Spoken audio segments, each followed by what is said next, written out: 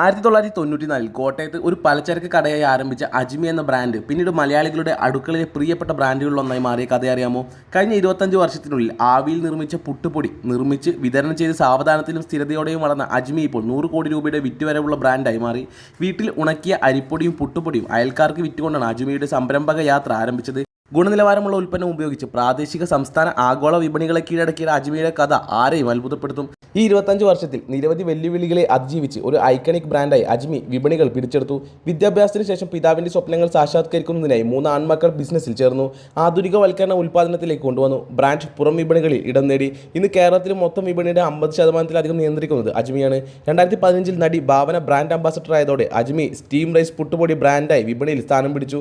സമ്പൂർണ്ണ ജൈവ മസാലപ്പൊടികളും liquid detergent സൊല്യൂഷനും വിപണിയിൽ അവതരിപ്പിക്കാനും അജ്മി ശ്രമിക്കുന്നു. അജ്മിയുടെ മൂല്യം 100 കോടി രൂപയായിരിക്കുന്ന ഈ ഒരു സമയത്ത് അജ്മി ഫ്ലോർ മിൽസ് പ്രൈവറ്റ് ലിമിറ്റഡിന്റെ സ്ഥാപകനും ചെയർമാനുമായ അബ്ദുൽ ഖാദർ അജ്മിയുടെ സംരംഭക യാത്ര ഏവർക്കും പ്രചോദനമാണ്. ഒരു ബിസിനസ് തുടങ്ങണമെന്ന് ആഗ്രഹിക്കുന്ന നിങ്ങളുടെ ഫ്രണ്ടിന് വീഡിയോ അയച്ചു കൊടുക്കും. കൂടുതൽ ബിസിനസ് വീഡിയോകൾക്ക് വേണ്ടി പേജ് ഫോളോ ചെയ്യൂ.